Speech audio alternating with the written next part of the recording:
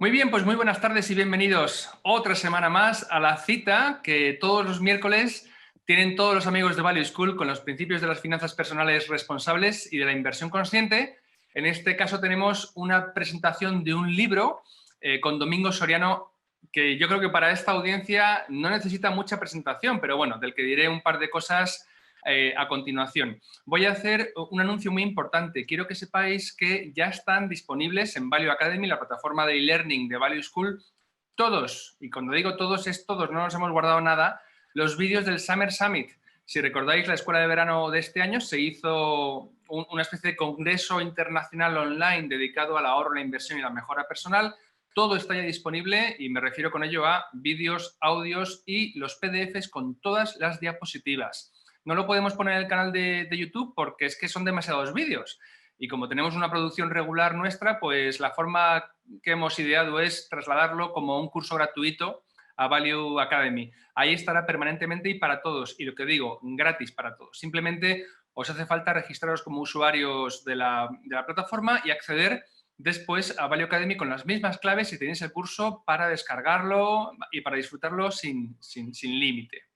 Muy bien, la semana que viene tendremos otra presentación del libro. Está todo anunciado ya en la web de Value School y recordad que también tenéis los actos del mes de noviembre listos ya para que os apuntéis. Y tenemos ya una sorpresita que estamos cociendo, horneando para final de año, ¿de acuerdo? Ya os informaremos, pero estáos al tanto. Bueno, y sin más voy a presentar a Domingo Soriano, que es, aparte de un profesor fantástico con el que contamos habitualmente, tanto en el Summer Summit, tanto en el curso de Domingo Soriano de Economía, atención, que saldrá disponible para todos en modo de vídeo, también para noviembre seguramente.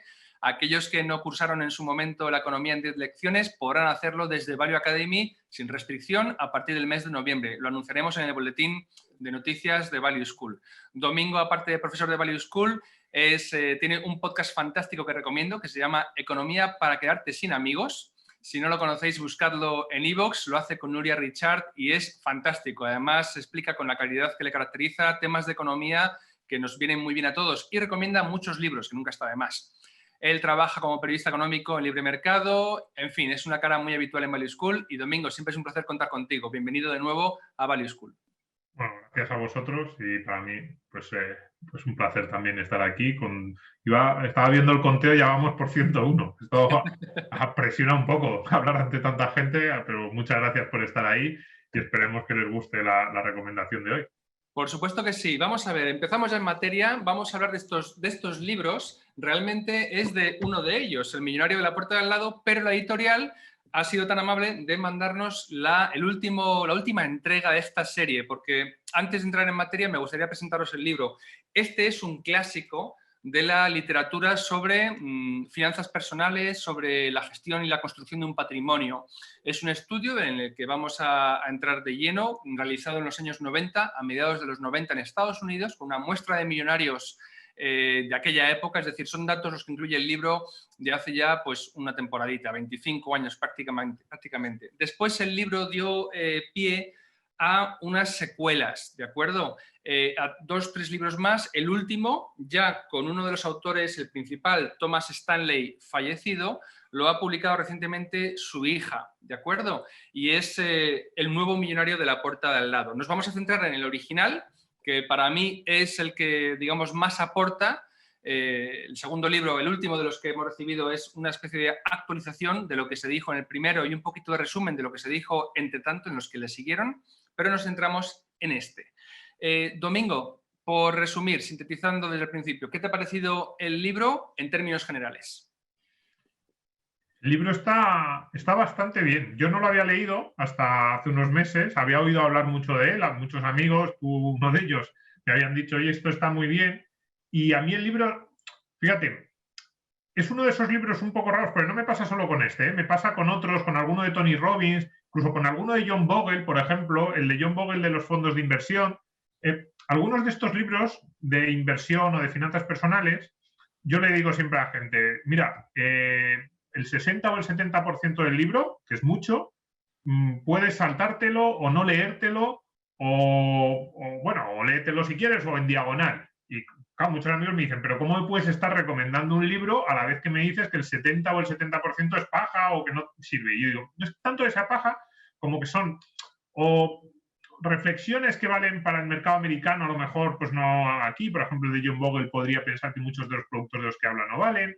El millonario, a lo mejor los 25 años que han pasado, es cierto que hay algunos ejemplos que han quedado un poco desfasados, y sin embargo yo los recomiendo mucho, cualquiera de estos que he dicho, pues los de Tony Robbins, los de John Bogle, y este también, porque ese 20 o 30%, o 40%, cada uno tendrá su porcentaje, no, que realmente sirve, no solo es muy útil, sino que no lo encuentras en casi ningún otro sitio. Entonces, claro, cuando encuentras algo, aunque sean unos capítulos, en unas páginas, yo diría que los 3, 4 primeros capítulos y probablemente los 2 últimos, encuentra reflexiones y una mirada hacia las finanzas personales o al ahorro que en ningún otro sitio te la cuentan ni parecida, por lo menos antes que en ningún otro sitio. Luego hay libros que se basan, que les ves muchas referencias y eso. Entonces, claro, dices, pues mira, es verdad, es un libro imprescindible, incluso aunque pueda haber capítulos que pueda decir, pues esto me lo voy a saltar porque para mí es menos útil o porque es más de mercado americano.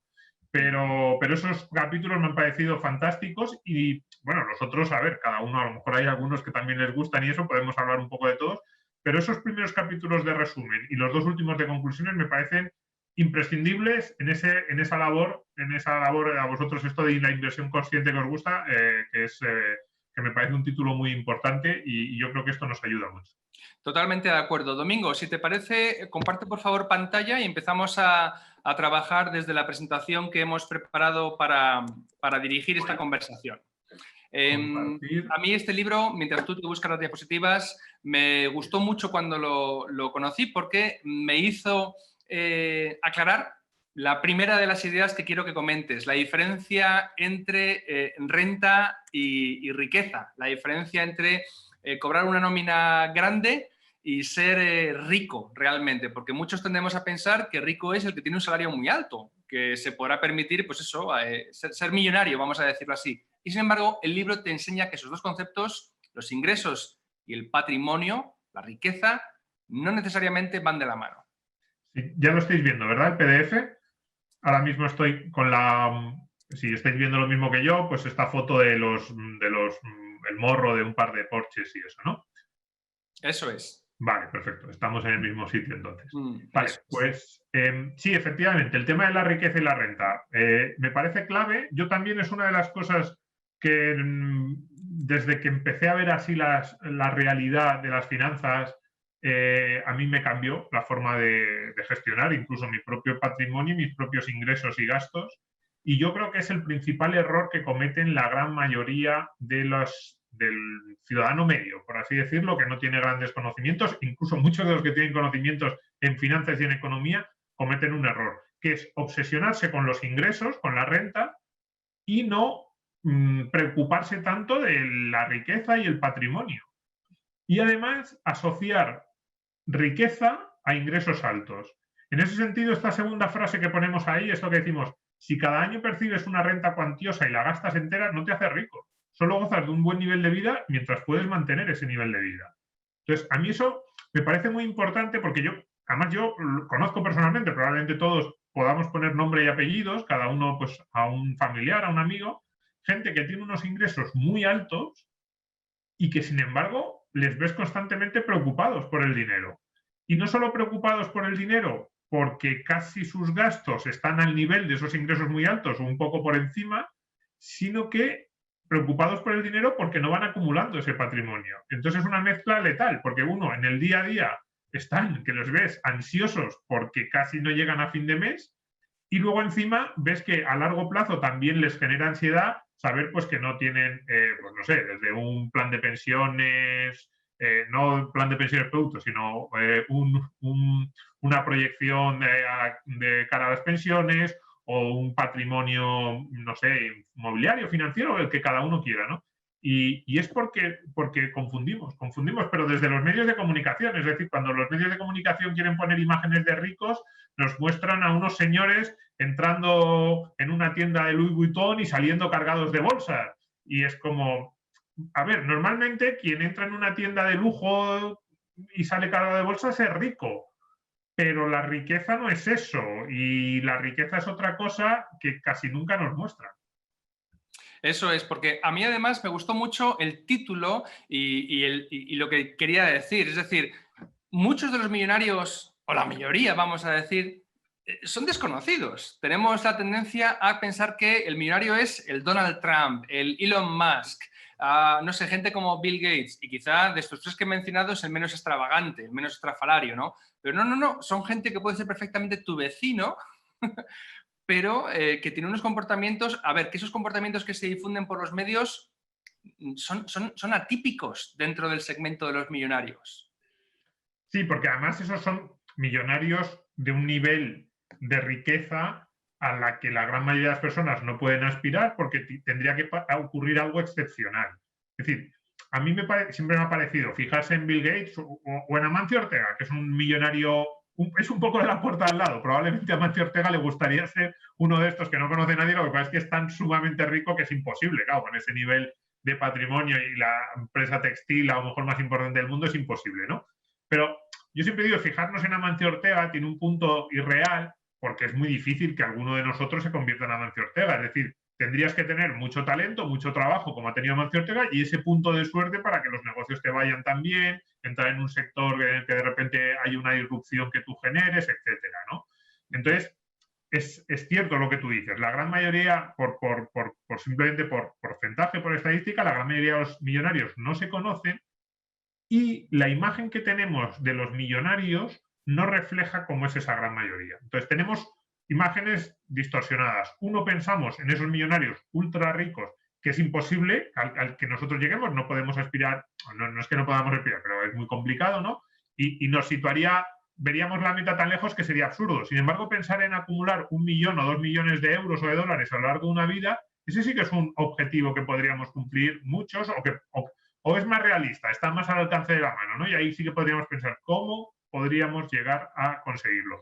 Y luego, dos, la imagen de los millonarios también es irreal cuando nos la plantean con ese estilo de vida un tanto extravagante, ¿no? He dicho antes lo de salir de una tienda llena de ropa, pero también si pensamos en millonarios, vamos a pensar, de hecho en todas las fotos que yo he puesto hoy, además lo he querido reflejar así, están hechas un poco a propósito, o sea, está el libro arriba y las fotos abajo de lo que pensamos de un millonario. No, pues es lo contrario. Todas las fotos de hoy son lo que pensamos de un millonario. Vais a ver coches de lujo, yates, aviones, y sin embargo eso no es el millonario. El millonario está más cerca de la portada del libro que está en contraposición con esas fotos. Otra idea clave dentro de esta diapositiva es la de transformar la renta en riqueza. Es decir, hay un puente, hay un tubo que conecta los ingresos con la riqueza. Luego vamos a explorar esas pautas de comportamiento, esos hábitos, pero el libro habla de buenos acumuladores y transformadores de renta en riqueza. De nuevo, abundando en que no son lo mismo y en que hay unas pautas que hacen que lo uno se convierta en lo otro. Sí, porque yo creo que este libro va dirigido sobre todo a gente que recibe la gran mayoría de sus ingresos vía una renta salarial de trabajo, ¿no? Es decir, podemos imaginarnos las personas que aspiran a ser millonarias o las personas que aspiran a mantenerse, claro, los que aspiran a mantenerse podrían ser personas que han recibido un gran patrimonio y que lo que aspiran es a mantenerlo o incluso a ir incrementándolo poco a poco.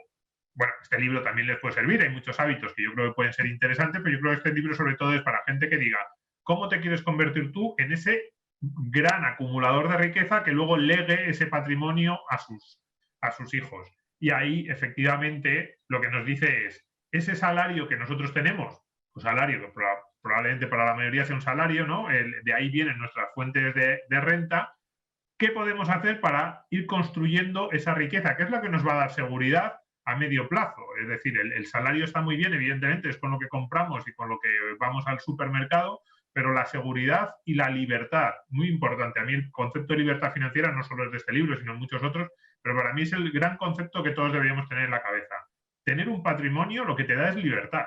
Y cuanto más patrimonio tengas, pues un poquito más de libertad financiera. Muy bien. Vamos, si quieres, con la segunda diapositiva, donde hablaremos de la diferencia. Bueno, vamos a ver, más que la diferencia, es que un punto del libro muy interesante es que muchos de estos millonarios tienen esos ingresos tan altos, los millonarios, digamos, malos acumuladores de riqueza, tienen esas nóminas o se dejan, digamos, la piel trabajando tanto para poder mantener los gastos que su estilo de vida extravagante, estrafalario o de alto consumo le exige. Entonces, Sí, son una especie como de estar encadenados a un nivel de vida, ¿verdad?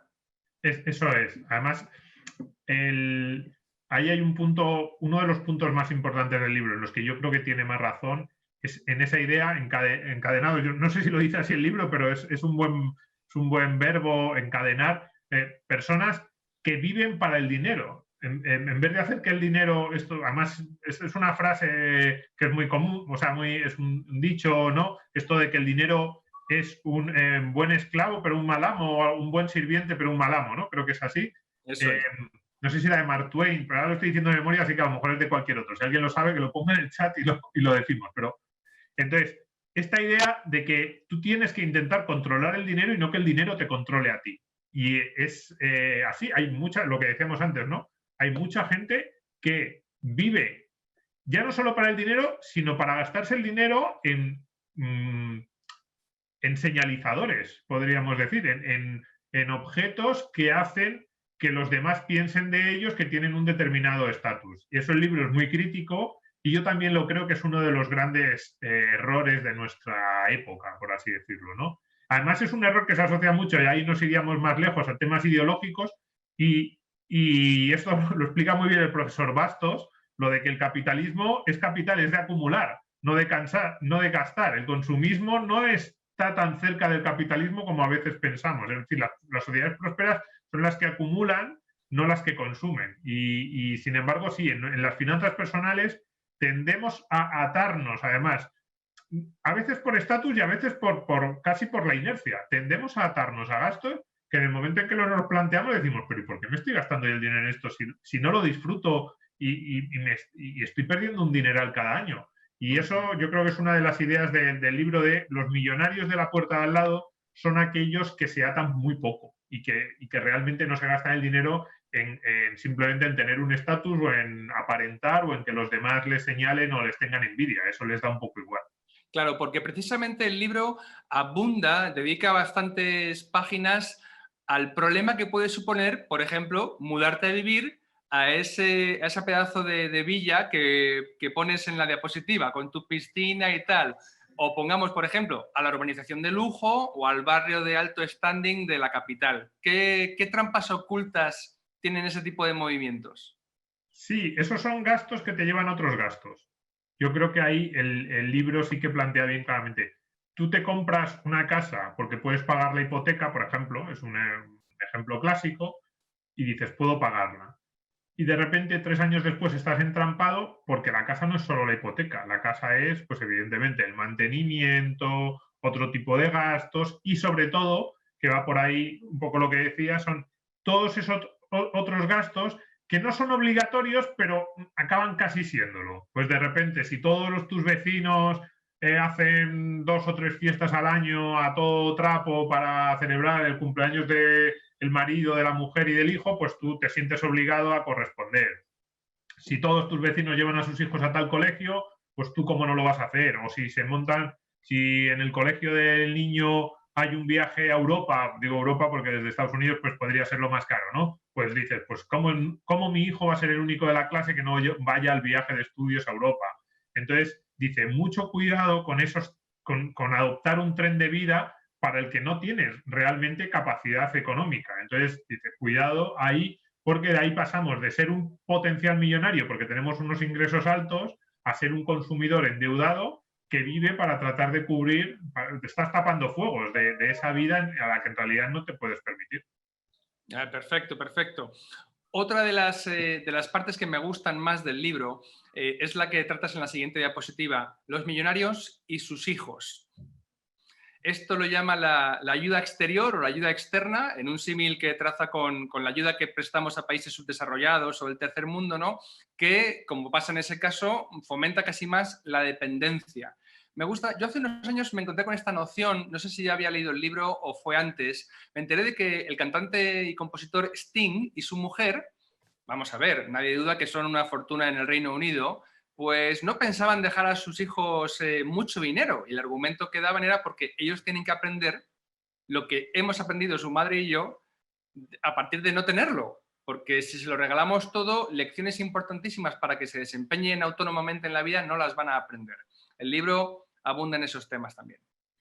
Sí, fíjate, ahí hay dos cuestiones. Una casi filosófica, que es que yo también cada vez creo más que el ser humano necesita cumplir metas y necesita sentir que ha ido construyendo a lo largo de su vida algo para darle a la vida sentido. Yo creo que uno de los problemas pero eso ya digo que nos ponemos filosóficos, pero que uno de los problemas de las sociedades actuales es como lo tenemos todo o casi todo, decimos, ¿y entonces para qué estoy yo aquí en este mundo durante tantos años? Y ahí empiezan carreras absurdas, que pueden ser de consumo, pueden ser también ideologías políticas absurdas, que es como, pues voy a tratar de crear algo porque no le ves sentido a tu situación personal. Y efectivamente, en el tema de los hijos, a mí me parece también que esa idea de cuidado con que tus hijos crean que lo tenéis todo. Y no, esto de la gente que tiende a creer que se considera rica tiende a gastar más, ¿no? Entonces, esto de enseñarles a los hijos, sí, a manejar sus finanzas, yo soy bastante partidario de eso y desde bastante temprano, pero que no crean los hijos que el dinero sale de la tierra o que es eterno o que se puede hacer cualquier tipo, o que puedes hacer lo que quieras con él porque tienes mucho y siempre seguirá manando, ¿no? Entonces, en ese sentido, está muy bien. Y esa idea última que ponemos ahí de enseñar a los hijos a que ellos mismos sean parecidos a los padres, es decir, que igual que su padre se crea un patrimonio, el hijo igual, que ahí puede haber muchas respuestas, ¿eh? O sea, puede haber desde el que se pone estricto y dice, aunque yo sea millonario, no voy a dejar nada a mis hijos. Yo probablemente ahí, por ejemplo, en ese extremo no me situaría, pero sí a lo mejor en decirle al hijo claramente, mira, te voy a ir dejando así a lo largo de tu vida, tú vas a tener que prosperar. Enseñarle al hijo que su camino no es solo mantener el patrimonio familiar, sino también incrementarlo y utilizarlo para algo. Es decir, decirle, oye, si tienes tanto dinero porque yo soy rico y tú me heredarás, vamos a ver qué puedes hacer con tu vida que le dé sentido y que realmente utilices ese dinero que tienes, que no sean gastarlo sin más, porque gastarlo sin más, y entonces, ¿de qué te sirve eso? ¿No? Vamos a darle un sentido a la vida con ese dinero y vamos a aprovechar esa suerte que hemos tenido. Entonces, en ese sentido, yo creo que sí, que esta idea de personas que piensan más en lo que hacen y en lo que quieren ser que en lo que gastan o en lo que quieren aparentar, me parece una idea bastante interesante. También me gusta recordar un momento en que describe cómo las relaciones de familia pueden llegar a devenir a amargarse o hasta romperse, porque regalos y dádivas que se hacen con todo el amor por parte de un padre a los hijos, muchas veces los hijos lo acaban tomando por costumbre, por un hábito, es decir, entiéndanme, fomenta la adicción, es decir, el chico que ya es adicto al dinero del padre, cuando el padre le dice, bueno, esto se tiene que acabar en algún lado, en algún momento, o ya a partir de hoy no te lo voy a dar, resulta que el hijo se vuelve contra el padre y esa dádiva se acaba siendo el veneno de la relación, ¿no? Vamos, que tiene muchísimos males y están bastante bien explicados en el libro. Es un capítulo que me gusta mucho, la verdad. Cierto. Voy a invitar a los amigos que están escuchando a que, si quieren plantear las preguntas, utilicen la cajita de las preguntas, ¿de acuerdo? Comentarios y reflexiones a la cajita del chat. Y yo las iré planteándolas según vayan encajando con lo que estamos tratando, y si no, hacemos un último turno al final de la exposición para todas las que queden pendientes. Bien, vamos a un concepto, el bar y el mar, Domingo, los buenos y malos acumuladores de riqueza, que también es interesante. Sí, quizás el concepto más interesante del libro, así concepto teórico, ¿no? Podríamos decir que el libro al final es un libro muy iba a decir de anécdotas, no, pero sí de casi contarte cómo son esos millonarios en la práctica y con ejemplos muy cercanos y ese tipo de cosas, y quizás desde el punto de vista así teórico, de planteamiento más abstracto, podría ser la idea principal, ¿no? Él hace una diferencia entre eso, los buenos acumuladores de riqueza y los malos acumuladores de riqueza. Y entonces plantea qué es lo que nosotros deberíamos hacer para ser un buen acumulador de riqueza. Y entonces aquí nos hemos centrado más sobre todo en el tema de las inversiones, y lo que viene a decir es, pues los buenos acumuladores de riqueza es gente que se ocupa de sus finanzas, que le dedica tiempo, que intentan pagar pocas comisiones lo menos posible por sus productos y que quieren saber cuál es la evolución de su patrimonio y que tienen esas ideas de renta, de ingresos, gastos bastante bien asentadas.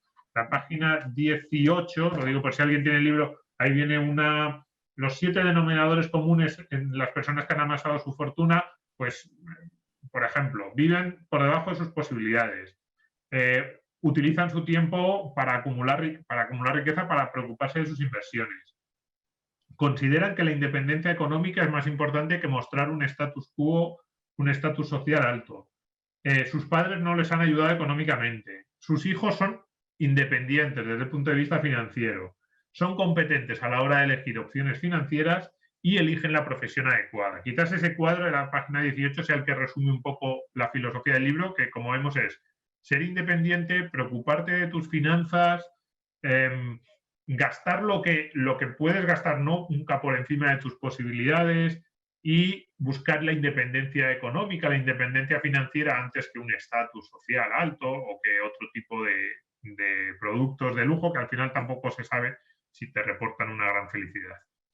Comentabas antes, al comienzo de esta diapositiva, bueno, que el libro, los dos libros, quizá más el segundo, el nuevo volumen, el del nuevo millonario de la puerta de al lado, está lleno de, como dicen en inglés, anecdotal evidence, es decir, pruebas basadas en las anécdotas, las demostraciones de caso por caso, historias en definitiva de los millonarios. Creo que esa fue una de las críticas que se le hizo al estudio cuando salió, que intentaba elevar a categoría un montón de, bueno, un montón, me parece que eran como 250 testimonios de otros tantos millonarios, algo que no dejaban de ser experiencias concretas de personas concretas, ¿no? Hasta qué punto era válido extrapolar a los millonarios como una clase y si esa clase existía.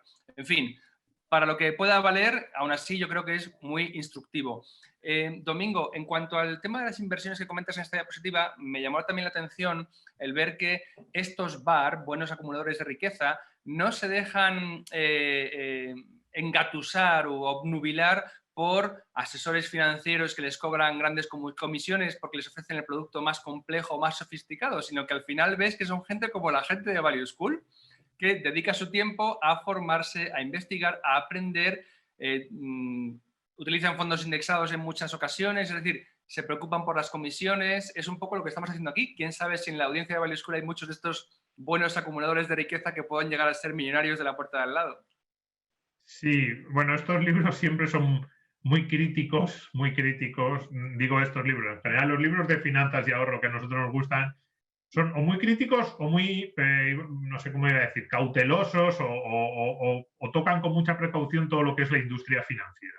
Y siempre te dicen cuidado porque si tú no sabes dónde te estás metiendo, las posibilidades de error y de que te engañen incluso muchas veces sin maldad. Es decir, yo no creo que haya maldad en la gran mayoría de las personas que forman parte de esa industria financiera, sino simplemente, bueno, están siguiendo sus intereses, te hablan de lo que ellos saben, que a lo mejor no es lo que a ti más te interesa. Y este libro ahí es muy también, lanza la señal de alerta y dice, tienes que ser tú consciente de lo que estás haciendo, un poco lo que dice. Igual que cuando te vas a comprar un coche o un móvil, te preocupas mínimamente por saber sus características técnicas y le dedicas tiempo, incluso te metes en comparadores y al final sabes bastante sobre lo que son las nuevas tecnologías o los nuevos desarrollos que hay para ese tipo de productos, hombre, deberías dedicarle mucho más tiempo a algo que en realidad luego es más sencillo, porque yo creo que es más sencillo conocer los 8 o 10 fundamentos básicos de cada uno de los productos y la idea que hay detrás de la renta fija, variable, otro tipo de inversiones financieras,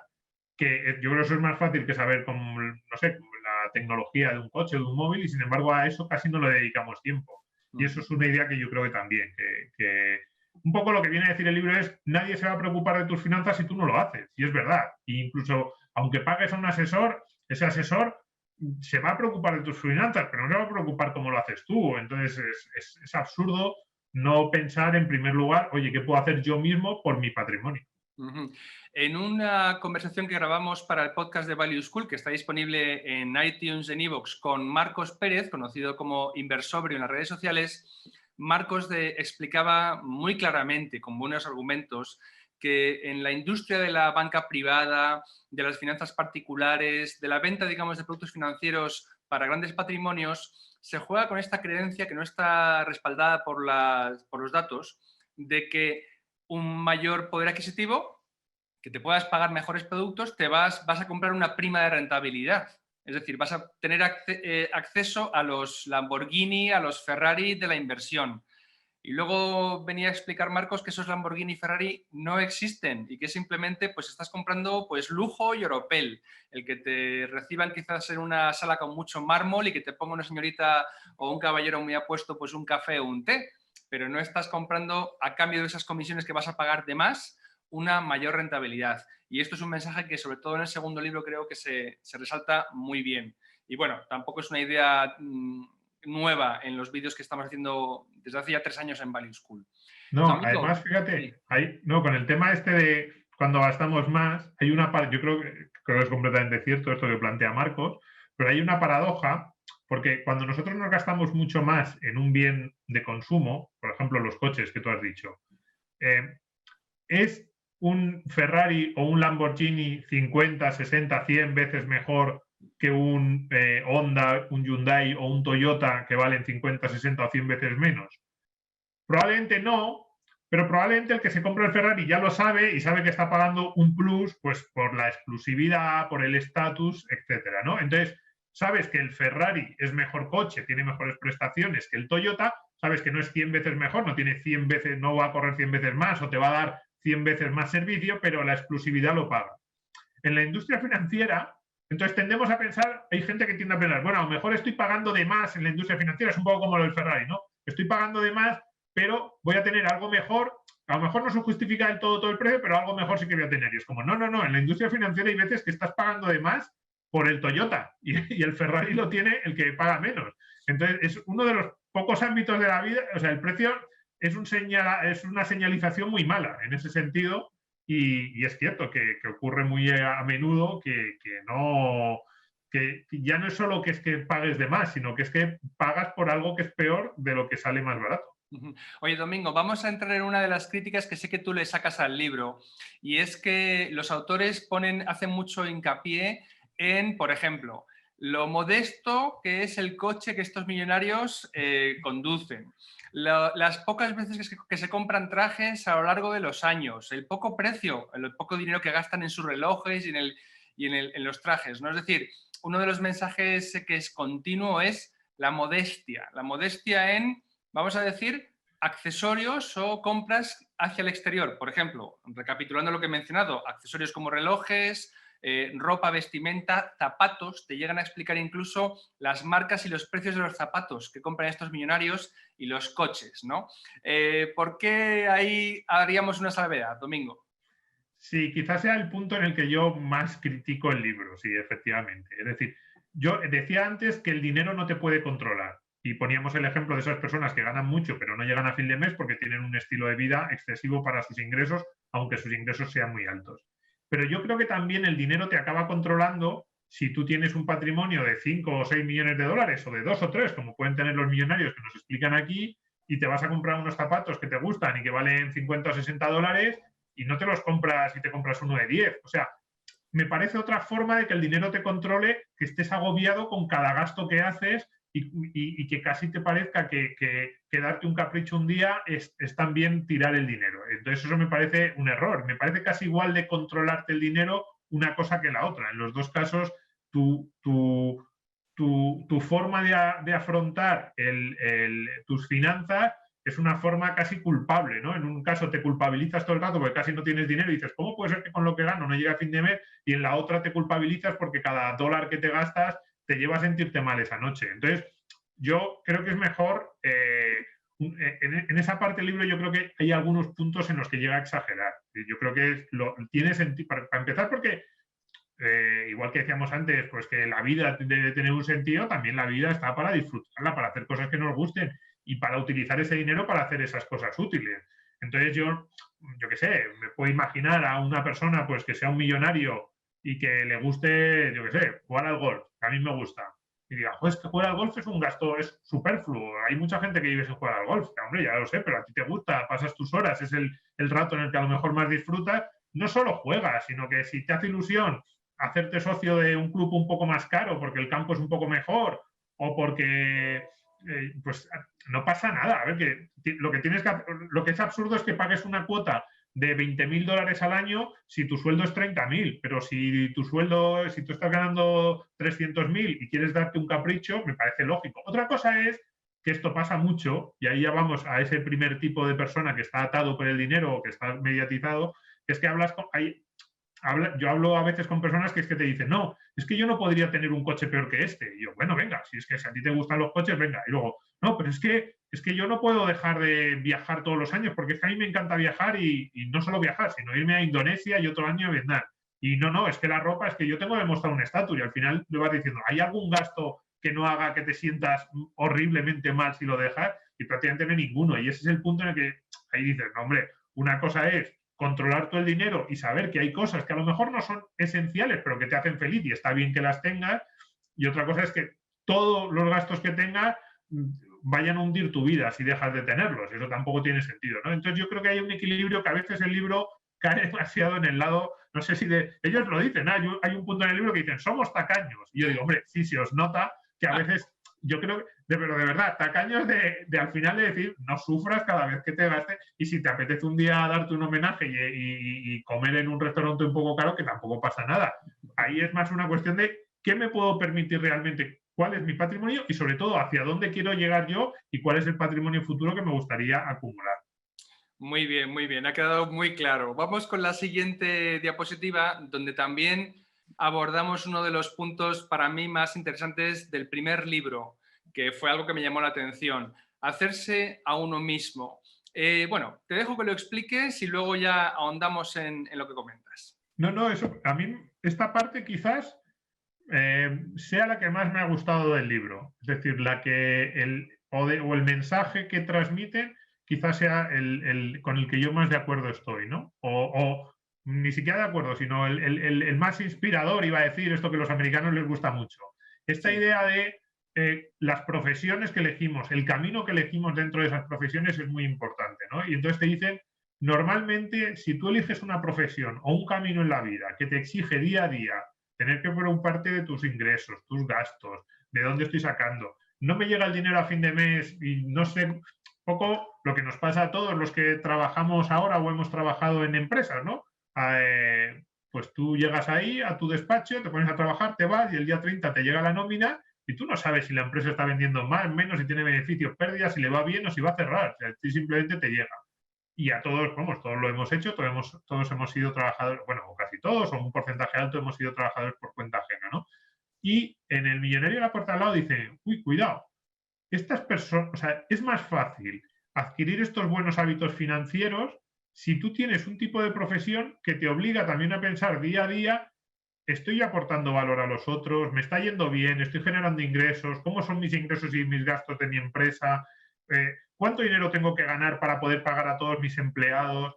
Y me parece un mensaje bastante interesante, que muchas veces ese millonario empieza con la elección no solo de la profesión, sino de cómo enfocan la profesión. Pues se puede ser un abogado que trabaja en una empresa y se puede ser un abogado por cuenta propia. Y ellos te animan mucho a que si puedes, trates de ser uno de esos profesionales por cuenta propia. Y me parece una buena idea, que no todos probablemente podamos conseguirlo, porque tiene que haber, claro, si no las empresas se quedarían sin trabajadores, bueno, empezarían a pujar mucho, empezarían a subir mucho los salarios, si eso fuera así. Pero probablemente no todos podamos conseguirlo, pero sí un poco esa idea de tener ámbitos de la vida profesional en los que tú organizas tus ingresos y tus gastos también como primer paso para luego organizarlo en tus finanzas personales.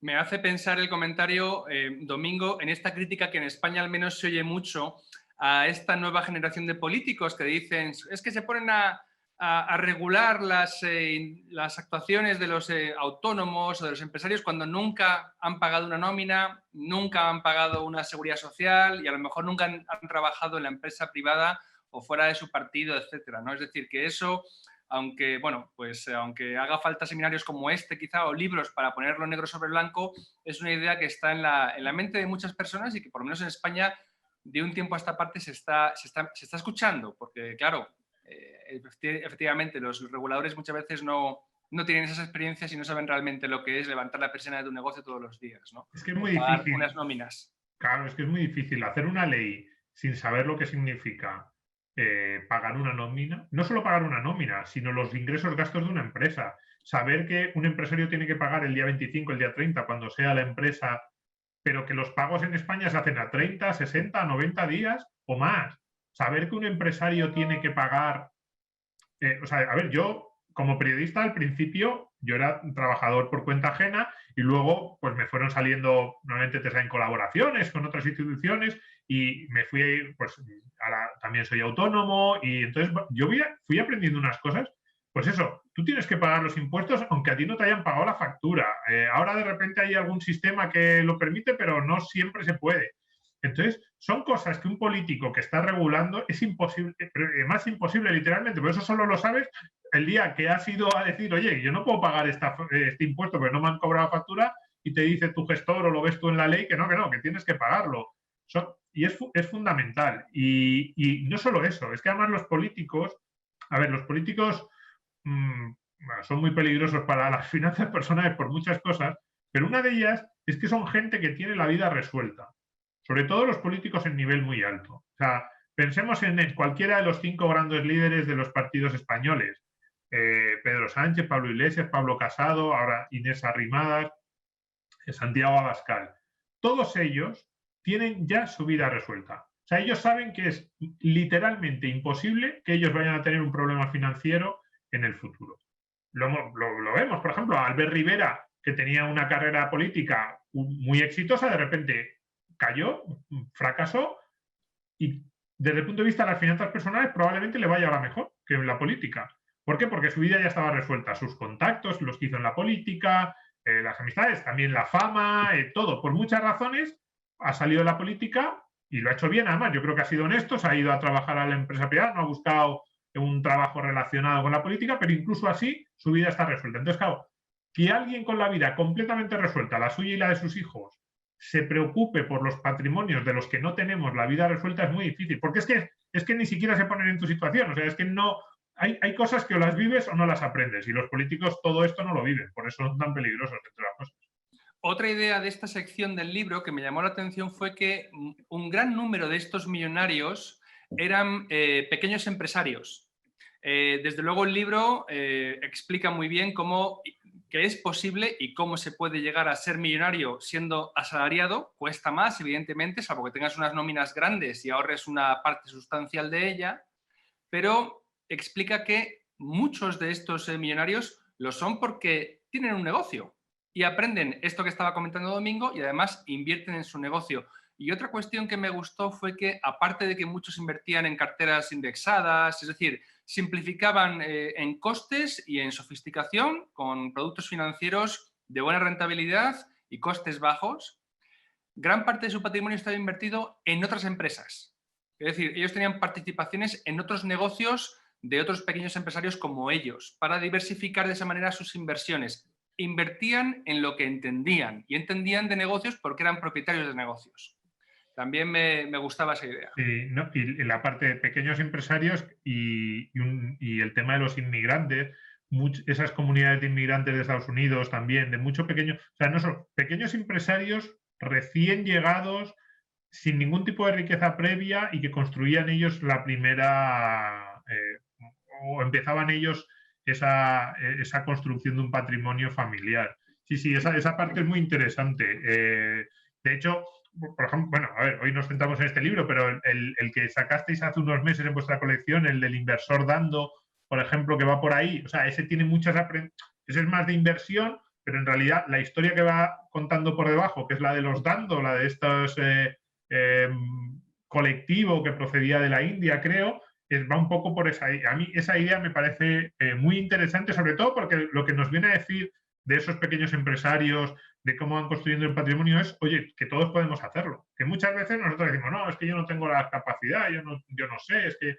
Y sin embargo, lo que nos dicen esas anécdotas de este libro, que es cierto que son anécdotas, a ver, hay bastantes datos. Yo creo que la crítica sobre que es una colección de anécdotas, que en parte es cierto, pero en parte también hay bastantes datos y hay estadísticas sobre cómo gastan los millonarios y dónde están y todo esto. Hay una mezcla. Pero lo que nos dice es, oye, si tanta gente lo puede hacer, tú también, que eso me parece un mensaje interesante. A ver, esto no es como con un deportista famoso. Es decir, si a mí siempre me ha parecido peligroso este mensaje de decirle a un chaval, no, mira Nadal, mira lo bueno que es. si tú te esfuerzas puedes hacerlo. Y es como, no, hay miles de chavales que están jugando al tenis ahora en España y por mucho que se esfuercen nunca van a llegar a ser nadar porque hay una carencia de talento natural, de habilidad, que si no la tienes, pues sí, luego Nadal además de ese talento tiene trabajo, tiene esfuerzo, tiene todo, pero lo primero es un talento desbordante. Sin embargo, este libro a mí me parece en ese sentido, yo no creo que caiga en eso, porque lo que nos dice es, a ver, para ser un pequeño empresario en aquello que tú conozcas, no hace falta un talento enorme, lo que hace falta es trabajo, constancia, dedicación, y eso sí que casi todos podemos decir, oye, pues yo también podría, no solo empresario, aquí vemos médicos, abogados, ingenieros, es decir, hay muchos trabajos, cada uno en lo que nos pueda gustar, en lo que realmente podemos empezar a construir ese patrimonio poco a poco y igualarnos a muchos de los ejemplos que vienen en el libro. No es algo excepcional. Por eso decía antes que si pensamos en Amancio Ortega, nunca nos pondremos a la tarea, porque decir, no, es que quiero acumular 50.000 millones de euros en mi vida, pues entonces no te pones, porque sabes que va a ser imposible. Sin embargo, si te planteas los ejemplos que nos da el libro o otros libros similares, sí que a lo mejor te animas, porque dices, hombre, yo llegar a donde está ese pequeño empresario que tiene 2 o 3 restaurantes o que tiene un bufete exitoso, eso sí que pienso, oye, a lo mejor podría. Fíjate, y me estoy mirando una tabla que viene en la página 33, porque no solamente que todo el mundo puede, sino que personas, aquí el libro habla de las comunidades de inmigrantes a Estados Unidos, ¿no? Que parten de situaciones francamente desfavorecidas, porque tienen que aprender a lo mejor el idioma, vienen por supuesto sin red de contactos familiares, es decir, que parten de cero realmente, al final acaban aglutinando el mayor número relativo de millonarios. Y estoy leyendo aquí la tabla, en la tabla pone la primera etnia o grupo étnico, vamos a decir, son rusos.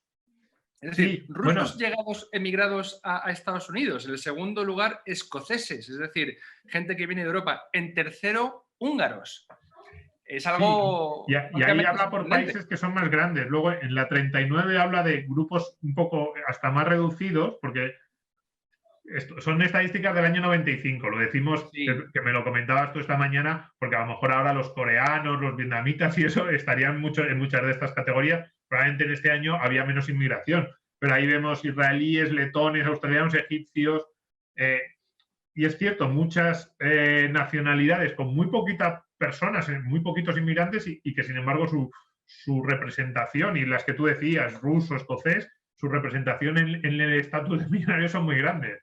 Y es verdad, y todos tienen, además todas estas nacionalidades o etnias o colectivos tienen características muy similares. Suelen ser colectivos con pasados comerciales, muchos de ellos los vemos y ya empezamos a oír las lecciones de historia, los comerciantes, mucho pasado comercial, mucho empresario que se lanzaba, mucho colectivo que se cuidaba a sí mismo y que protegía a los de su entorno. Ideas muy potentes no solo financieramente, sino también casi socialmente y que efectivamente están ahí, que nos hablan además de comunidades bastante prósperas, sanas, dinámicas. Son muy, quizás esos datos, decíamos antes los de estadísticas, quizás esos datos estadísticos sobre comunidades sean los más interesantes o los que más llaman la atención del libro y los más también inspiradores o que más te hacen pensar sobre las posibilidades que todos tendríamos, porque claro, yo veo aquí rusos, letones, y digo, esta gente llegó huyendo de la Unión Soviética, muchos de ellos, con una mano delante y una detrás, sin ningún conocimiento del idioma, sin ningún conocimiento de las costumbres, probablemente un alemán, un inglés, bueno, pues más o menos desde un punto de vista cultural, religioso, de costumbres, es relativamente fácil que se integren en Estados Unidos. Un ruso, pues aún así lo hicieron fantástico. Desde luego es una de las partes que recuerdo con más sorpresa, por supuesto. Bueno, vamos a llegar ya a la última parte de la presentación, a la última diapositiva. Os animo a que si tenéis comentarios o preguntas, los consignéis ahora en la cajita de las preguntas y las pasamos ahora en los últimos minutos de la reunión. El objetivo, ¿qué nos quieres decir aquí, Domingo?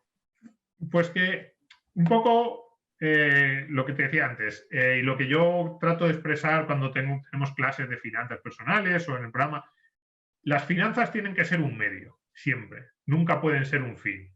Ese es el punto en el que yo hay veces el libro está ahí en el límite que dice, parece que es un fin y no. Yo creo que al final, sobre todo en esos últimos capítulos, en los primeros, si los lees bien, el libro es más de, el objetivo es este. El objetivo es ser independiente financieramente para ser más feliz y para controlar tu vida y para que tu vida sea más plena, ¿no? Entonces yo ahí, eso sí que insisto mucho. Es decir, tirarse la vida acumulando dinero solo por acumular dinero no tiene ningún sentido. Y entonces, claro, lo que decíamos antes, ¿y qué sentido tiene la vida? No se construye nada. Pero acumular dinero o acumular un patrimonio financiero para tener independencia económica, para poder tener esas recompensas que dice aquí, ¿no? Ser un buen padre, un buen marido, tener una buena familia, poder ayudar a los tuyos o ser el principio de una cadena que vaya construyendo un patrimonio y que vaya haciendo cosas, porque también eso es lo que hacen los empresarios. Al final los empresarios lo que piensan en el cliente es cómo puedo servir yo a mis vecinos y dándoles un servicio de calidad, esos vecinos me van a pagar a mí. Entonces, a mí, sí, con ese objetivo en la cabeza, yo creo que es mucho más fácil, además, que todos nos pongamos a trabajar. Porque luego hay un punto que para mí, a mí es importante y siempre que tenemos estas charlas, a mí me gusta decirlo. O sea, el tema de la libertad financiera y los niveles de ingresos que hacen falta para adquirir esa libertad financiera, a veces puede ser algo equívoco. O a veces puede hacer que la gente, no sé, se construya ahí unos castillos en el aire o que tenga unos pájaros en la cabeza que no tienen mucho sentido. Entonces, yo no sé si yo necesito ahora mismo 1 millón de euros, 1,5 millones, 2 millones, 10 millones para ser libre en el sentido de ya no tengo que trabajar más. Pero tampoco me lo planteo.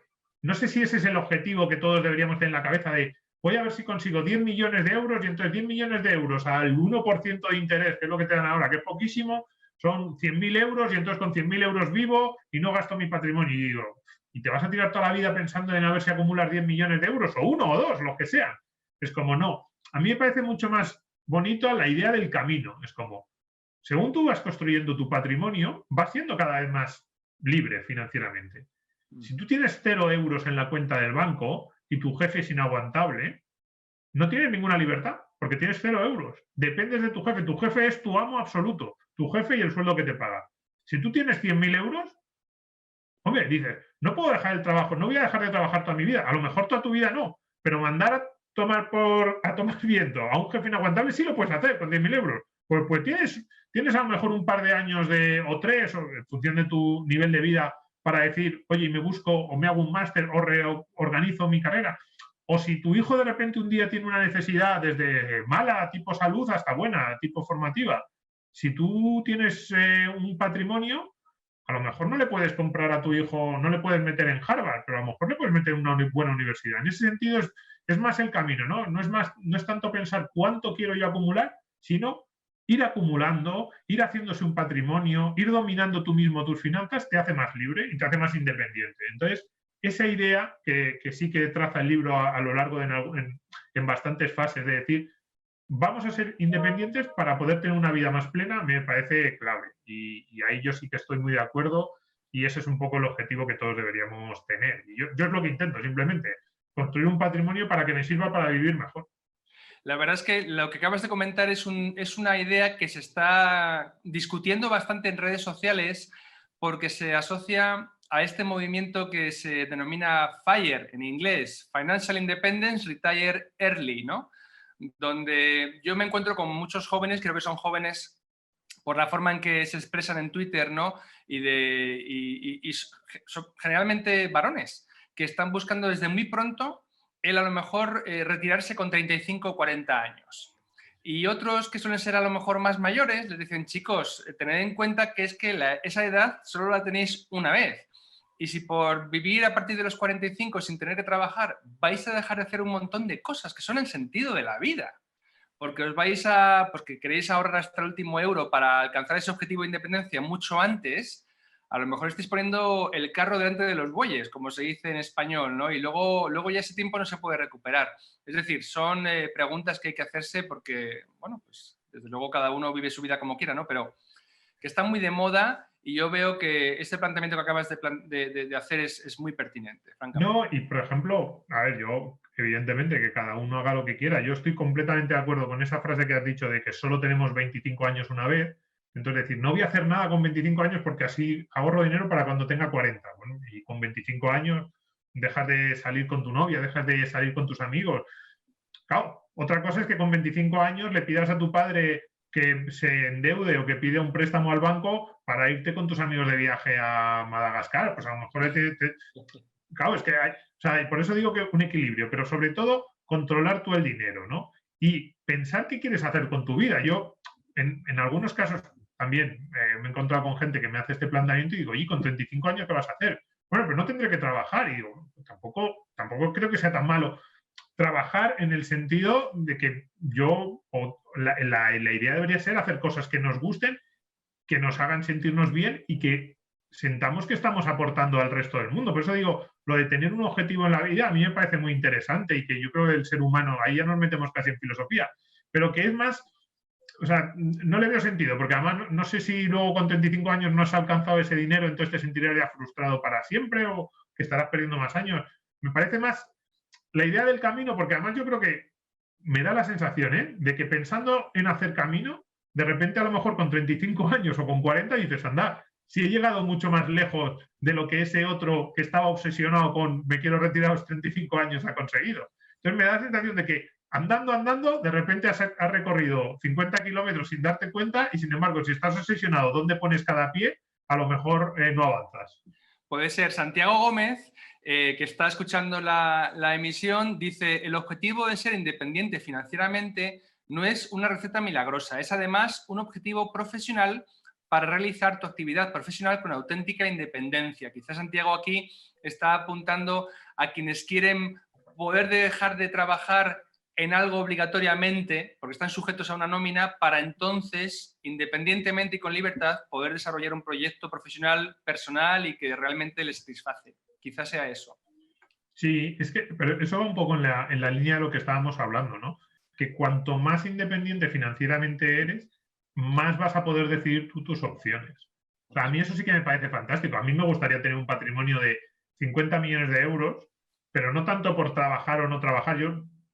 Por cierto, yo con 25 años pensaba un poco así, ¿eh? Yo lo decía, yo quiero tanto dinero para dejar de trabajar. A lo mejor ahora es que me estoy volviendo viejo, pero ahora ya no pienso eso. Lo que pienso es, me gustaría tener ese dinero ya no solo para esa idea de poder elegir en qué trabajo, sino para poder tomar decisiones con la tranquilidad que te da decir, puedo decir no, sí, puedo organizar mi vida sin depender del dinero. Que esa es una idea bonita.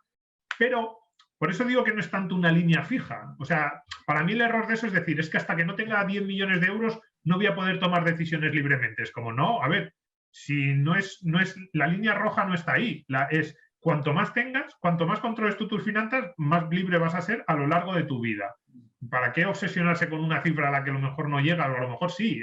Eso sí que me parece un error de ponerse como una línea roja que parezca que sea el objetivo de la vida, cuando en realidad cuanto más en el sentido, más de control de patrimonio, no de acumulación de patrimonio así a lo loco, pero cuanto más libre financieramente eres, pues más libre vas a ser en todos los niveles, también laboral.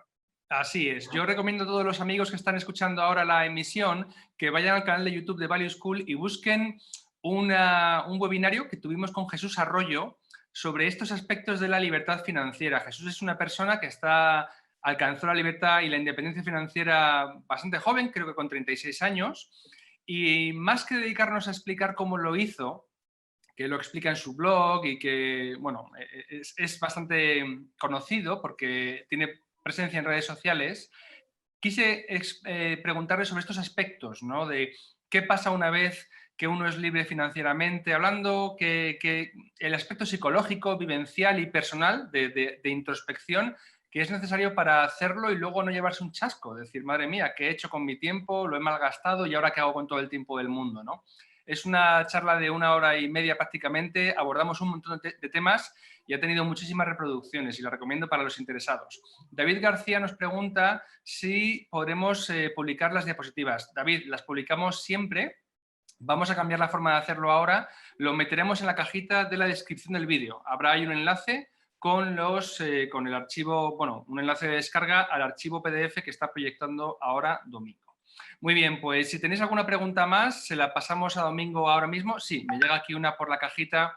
Ah, gracias, dice Isabel. Bueno, te lo agradece ya. Si tenéis preguntas, ahora es el momento de lanzarlas. Yo se las paso a Domingo y si no, vamos a ir dando ya final a la emisión de hoy. Como siempre, os quiero decir que lo publicaremos dentro de pues 1 o 2 semanas, ¿de acuerdo? No os preocupéis que todo se publica. Y también publicaremos, como es habitual en la casa, el audio en MP3. Los podcasts de Value School siempre incluyen los audios de todas estas conferencias, para aquellos que lo disfrutéis mejor en el coche, yendo a trabajar o corriendo en el parque. Bueno, pues Domingo, en vista de que no hay más preguntas, solo queda agradecerte lo bien que Una pones... cosilla. Sí, por favor. No, simplemente, y también te lo pido a ti, esta es una pregunta para mí y para ti. Yo iba a decir tres títulos de otros libros, porque me parece muy adecuado, ya que estamos hablando de un libro, otros 3 sobre estos temas de finanzas personales que a mí me han gustado mucho, que tratan estos temas, por si a alguien le gusta este y quiere desarrollarlo. Entonces, yo diría los de Tony Robbins, que ha publicado de esto en los últimos años, sobre todo Dinero, Domina el Juego, me gustó bastante. Family Wealth de James Hughes también me gustó mucho. Está en castellano, pero ese es muy difícil de encontrar en castellano y en inglés. De hecho, está inencontrable en casi cualquier plataforma. Yo lo encontré de medio suerte en un librero de viejo, pero bueno, si alguien lo puede conseguir, si no es el libro físico, pues algún PDF o lo que sea, está muy bien, de James Hughes.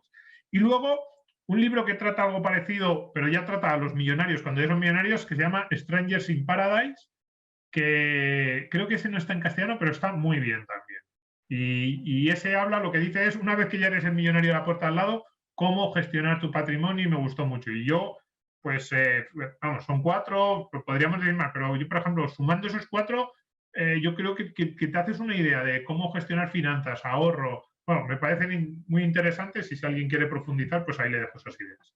Perfecto. Bueno, quiero recordar que tenemos un webinario que hicimos Domingo tú y yo en la sede, allá en los tiempos en que podíamos hacer webinarios en Value School, dedicado al libro de Dinero de Tony Robbins. Lo buscáis en la lista de reproducción de libros, seguramente en el canal de YouTube de Value School, y ahí lo encontráis. Es un webinario donde abordamos ese libro in extenso, como se dice. Rafael Llanes nos dice que se ha incorporado tarde y que si va a poder verlo en diferido. Sí, Rafael, publicamos todos los vídeos y, como digo, este estará en el canal pues dentro de unos 10 días, como mucho 2 semanas. También quiero pedir disculpas a todos los que no habéis podido ver el vídeo en directo, y os explico lo que ha ocurrido. Tuvimos un problema en la primera vez que lanzamos el anuncio del webinario y nos dimos cuenta de que no había inscritos. Había 0 inscritos cuando debería haber habido pues, un número mucho mayor, por un error nuestro con los enlaces de las distintas páginas del anuncio. En fin, mandamos el anuncio a la lista de correo de Value School, que es muy numerosa, como os podéis imaginar, y nos ha desbordado. Tenemos una licencia con un cupo en Zoom y hemos rebasado ese cupo y muchos os habéis quedado fuera. No puedo más que pediros disculpas porque ha sido algo totalmente imprevisto. Pero bueno, esperamos subsanarlo con una publicación temprana de este vídeo.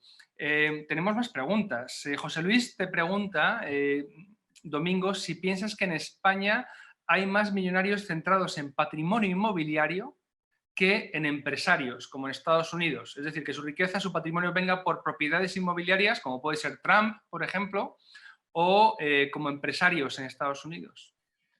Sí, bueno, lo que pasa es que la imagen que yo iba a decir no tiene mucho que ver con Trump, ¿eh?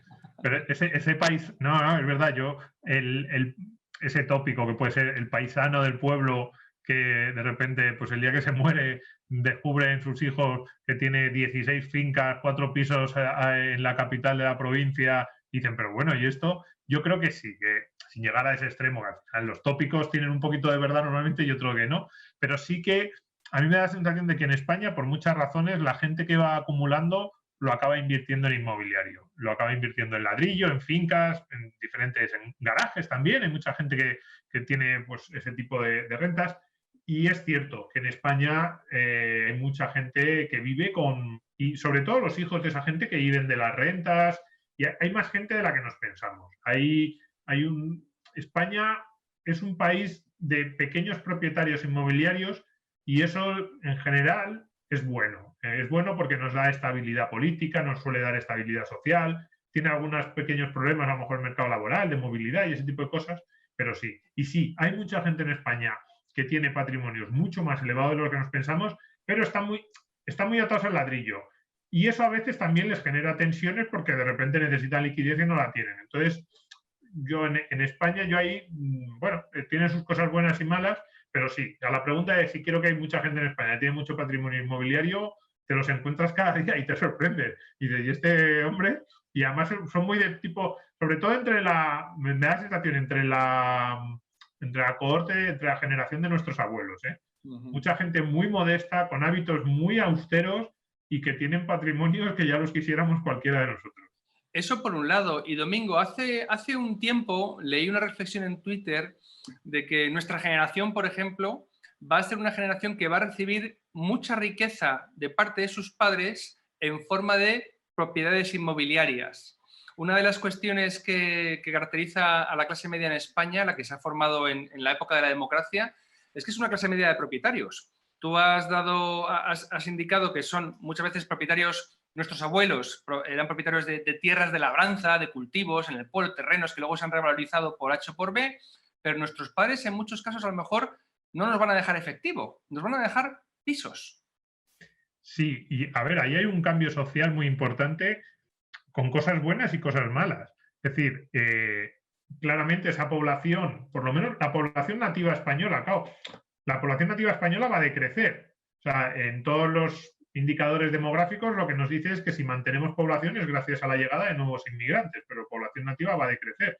Entonces, claro, evidentemente lo que tenemos es gente que ya vivía en algún sitio y en España la mayoría vivía en sus propias casas, que como decrece es porque mueren los padres y no hay relevo. Con lo cual, cada hijo va a recibir casi más casas, por así decirlo, de las que le tocaría. Eso sin entrar en esas personas que han acumulado patrimonio. Eso va a suponer de todo tipo de retos. Por un lado, va a ser una ayuda. Esos jóvenes que ahora dicen, oh, es que yo voy a vivir siempre peor que tus padres. Un momento, cuidado, que la vida es muy larga y tú vas a recibir un patrimonio que tus padres no recibieron o que tus abuelos no recibieron.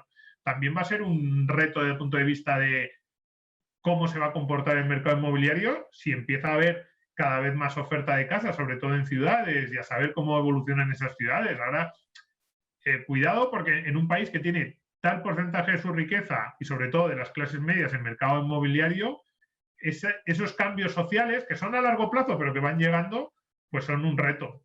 Eso se escapa del tema del libro, pero efectivamente a mí es uno de los fenómenos que me parecen más interesantes. Cómo va a reaccionar, por así decirlo, la economía en conjunto del país y la riqueza financiera de las familias a ese cambio social que se va a producir en los próximos 30 años de hijos únicos o dos hijos sustituyendo a unos padres que tienen un patrimonio inmobiliario bastante elevado. Mira, Eugenio comenta a cuento de lo que estamos hablando ahora mismo, dice, no estoy de acuerdo en que la riqueza financiera vayamos a dejarla. Cuando vendamos todos nuestros pisos los baby boomers, el mercado caerá de forma brutal e inexorable. Es justo lo que dices. Bien, tengo aquí algunas preguntas. Claudia Ferreira pregunta, ¿piensas que las posibilidades de llegar a ser millonario de primera generación mejorarán o empeorarán en este mundo post-pandemia? No, yo tiendo a ser optimista, creo que mejorarán. De hecho, a ver, lo que nos va a ocurrir, que es lo que ocurre siempre, es que querremos ser más millonarios porque nuestros gustos suben. Es decir, si nosotros le hubiéramos preguntado a nuestros abuelos, a nuestros bisabuelos, mis bisabuelos nacieron en la década de 1880-90, le hubiéramos dicho, ¿qué es para ti ser independiente desde un punto de vista financiero? Pues probablemente me habría dicho, pues tener para comer todos los días, tener una casa, poder cubrir mis necesidades y a lo mejor pues te hubieran dicho, pues ir a jugar la partida con los amigos, no sé qué. Yo el día que tenga unas rentas suficientes para eso, yo ya me podría retirar. Yo tengo gustos muy austeros. Y a lo mejor muchos de nosotros ya tendríamos dinero suficiente para hacer eso. Porque eso, quiero decir, cuesta, pero a lo mejor alguien que ya tenga su casa pagada se pone a hacer cuentas y dice, oye, ¿cuánto me costaría esto al año? Pues no tanto, lo que pasa es que ahora no queremos eso. Ahora queremos eso y queremos internet en casa, queremos un ordenador, queremos un coche, queremos unas vacaciones. Entonces, vamos subiendo. Entonces, llegar al nivel de lo que ahora entendemos por millonario en el sentido de puedo casi vivir de las rentas, yo creo que va a ser cada vez más fácil. Lo que ocurre es que las rentas que vamos a querer van a ser también más altas. Claro. Isabel Jiménez reflexiona, dice, la falta de educación financiera nos lleva a confundir las supuestas necesidades de consumo con carencias personales. A veces el consumo es inmadurez. Isabel, hace unas semanas presentamos en Value School el libro Si no llegas a fin de mes es porque no quieres, de José Rodríguez Y bueno, hablaba José de eso precisamente, de lo recomiendo ver, es uno de los últimos vídeos que hemos publicado porque Jesús nos animaba a diferenciar entre caprichos y necesidades, ¿verdad? También uno de los vídeos del Summer Summit, que tuvo mucha polémica, lo protagonizó un monje zen, un abad de un monasterio zen en Valencia, Dokuso Villalba, que hablaba también de cómo intentamos suplir carencias de autoestima y personales a través de un consumo de cosas tangibles, de bienes materiales que al final nos deja con las manos vacías. Digo que hubo mucha polémica porque, bueno, muchísima gente reaccionó a ese vídeo y comentó y dio mucho debate. También te recomiendo verlo. Es uno de los vídeos del Summer Summit, como digo, está publicado ya por el mes de julio, me parece.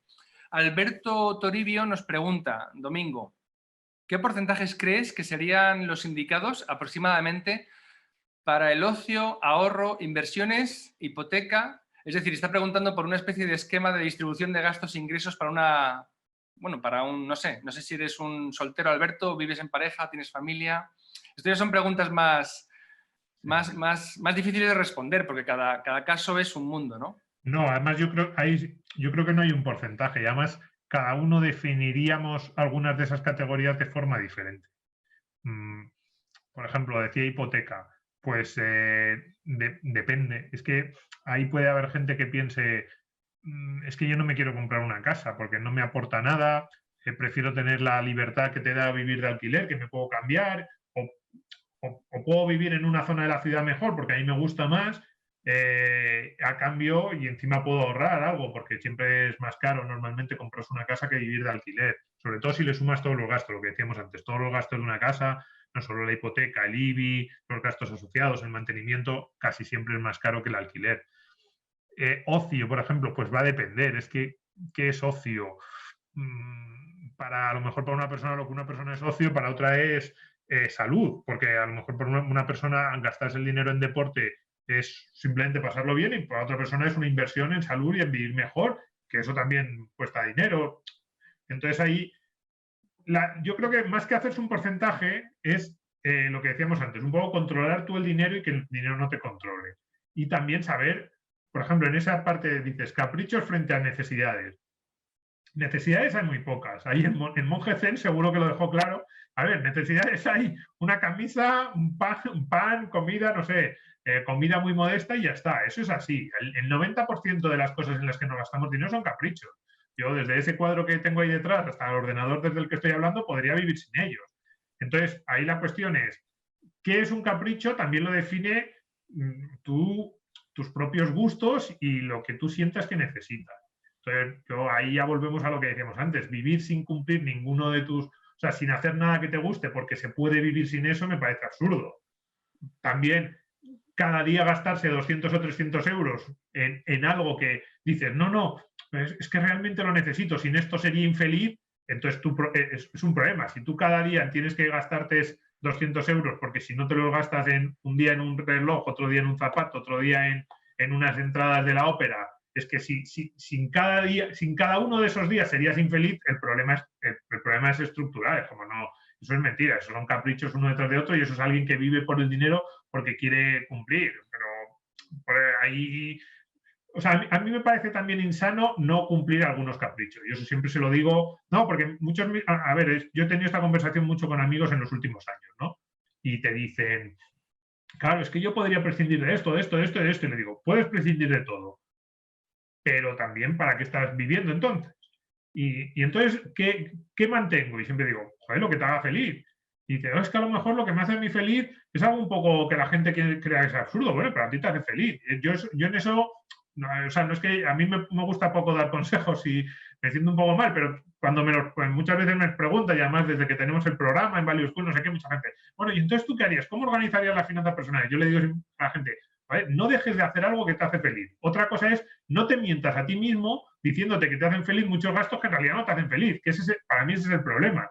Pero dejar de hacer algo que tampoco es tan caro y, yo qué sé, sufrir, no sé, digo esto... Desde el que sea socio del Madrid y le guste, pues anda que no es prescindible el abono del Madrid. Pero si es el rato en el que tú estás contento, quedas con tus amigos, te tomas unas cañas antes del partido, pues joder, me parecería absurdo. Hombre, si llega un momento en el que es el abono del Madrid o comer, pues no, hombre, entonces comer.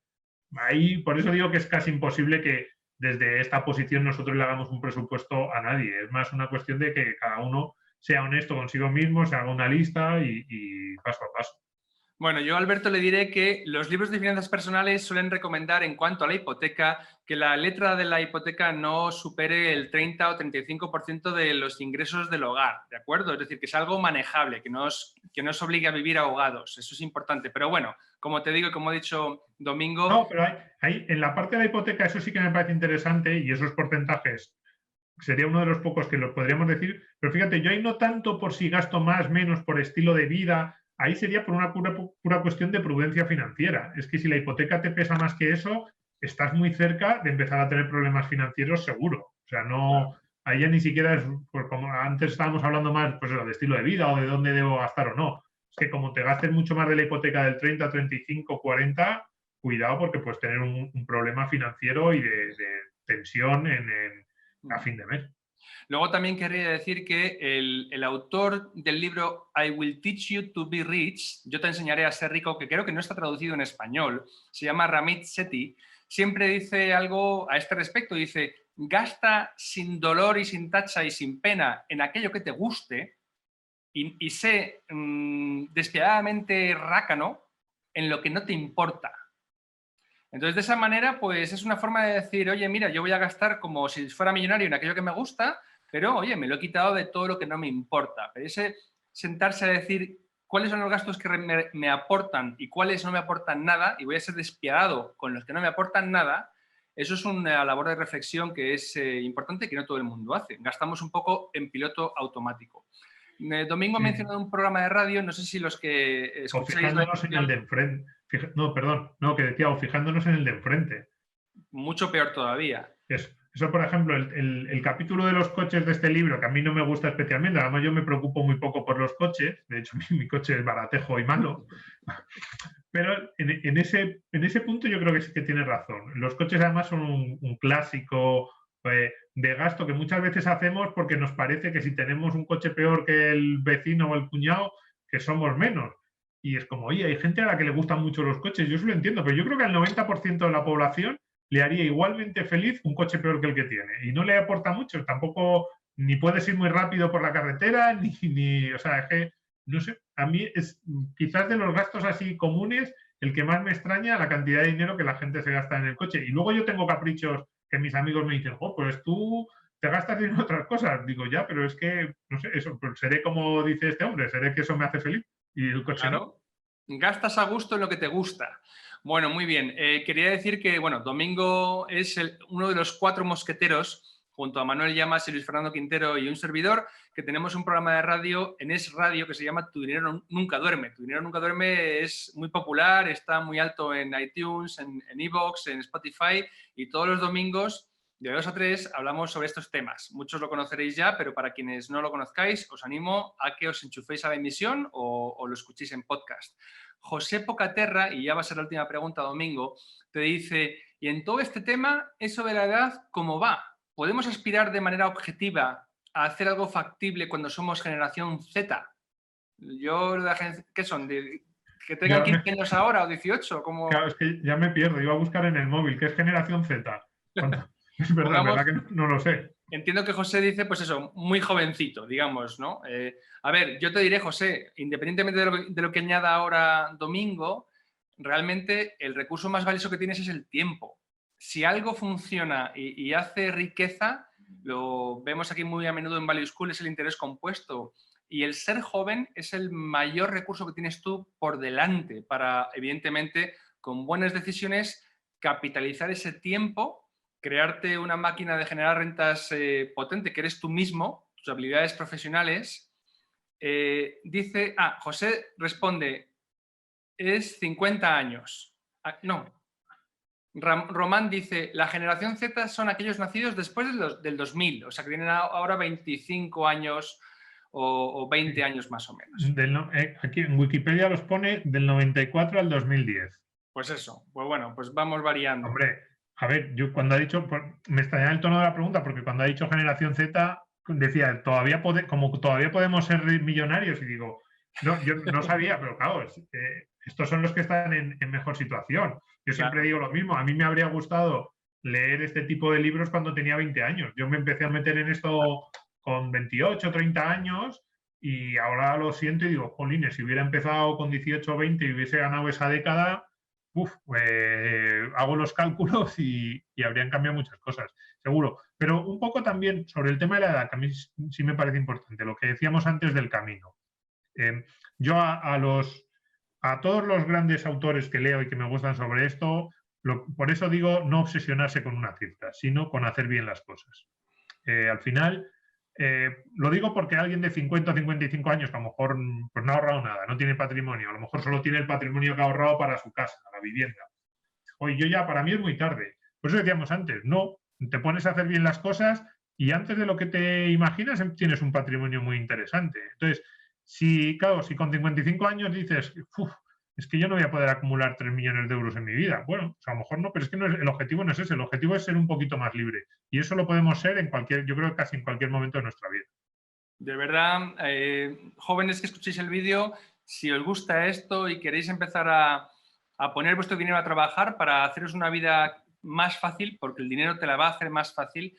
Hablaba con Joan Tubau en el Summer Summit, él decía que lo que el dinero da es que te permite quitarte aquello que te molesta. Muchas de las cosas que te molestan, como puede ser levantarte por la mañana para ir a trabajar, un suficiente patrimonio te las va a quitar. Otras no, la infelicidad no, el no saber qué hacer con tu vida tampoco, pero esas sí. Y eso se puede empezar a conseguir desde muy jovencito con un ahorro sistemático, una buena inversión, como explicamos en Value School, despreocuparse del tema y dejar que el interés compuesto y el tiempo funcionen a tu favor. Una última pregunta ha entrado aquí y ya con esto... Generación X, dice José, disculpen. José, disculpas aceptadas, no te preocupes, ya otros X. han explicado a qué te referías. Claro, yo creo que generación X sí, porque generación X son los que ya son un poco más mayores, entre el 65 y el 80. Nosotros somos generación, bueno, yo soy generación X. Si es entre el 65 y el 80, sí, efectivamente, lo que decía antes, ¿no? Cuanto más tarde empieces, peor, y yo mismo soy un ejemplo de que a mí habría gustado empezar 10 años antes. Bueno, pero también eso es como, bueno, entonces no hago nada. Pues como ya estoy fuera de peso, pues ya no me intento poner a dieta o no intento hacer ejercicio. No, hombre, no. Si llevas 10 años sentado y haciendo una vida sedentaria, vas a estar mejor si empiezas a hacer deporte desde ya. Pues lo mismo esto. Por eso es más la idea de ir haciendo bien las cosas, más que fijarse una meta de decir, quiero acumular tanto.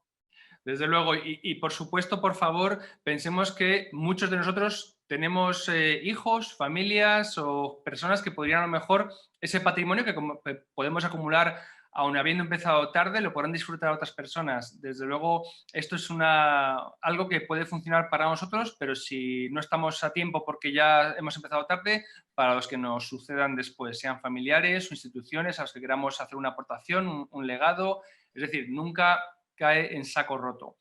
Domingo, muchísimas gracias por tu claridad, por las explicaciones y lo bien que comuniques este tipo de ideas tan necesarias y que tanto nos pueden reportar a todos. Pues nada, gracias a ti, gracias a Value School.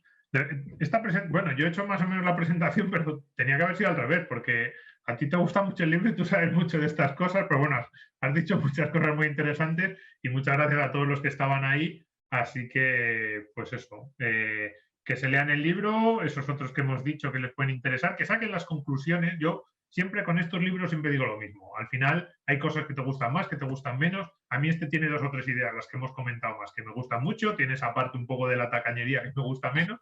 Pero yo he sacado 2 o 3 ideas de este libro que no tenía antes y eso ya a mí me merece la pena leer un libro solo con una idea nueva. Así que, pues eso, a ver si todos conseguimos ser el millonario que nadie sabe que eres.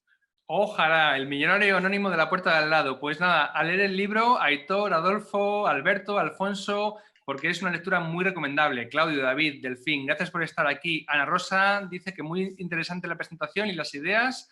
Alfonso nos da las gracias, José también, en fin. Javier también dice que somos unos cracks. Bueno, Javier, muchísimas gracias por el cumplido. María Dolores también te felicita, Miguel también. A ver, gracias a todos vosotros por estar otra vez más, otro miércoles aquí aprendiendo estas claves que son sencillas, simples de explicar y que tienen su miga a la hora de aplicarse y de hacer los principios rectores de la vida de uno. Esto es largo plazo, ideas claras Y como dice el profesor Bastos, de quien somos amigos tanto Domingo como yo, ahorro y trabajo duro. Es que es tan sencillo como eso, y eso pues nunca va a cambiar. Domingo, un placer. Amigos, Un Alberto, saludo a Claudio, todos. Delfín, nos vemos la semana que viene con la presentación del libro Thinking in Bets. Una campeona del póker de Estados Unidos nos explica cómo tomar mejores decisiones a partir de las lecciones aprendidas como campeona en el juego de póker. Súper interesante, con Narciso Benítez, el gestor de Avante, que invitamos, astrofísico, hace unos meses a que nos hablase de su fondo. Nos vemos el miércoles que viene. Hasta entonces, salud y buenas noches a todos. Adiós.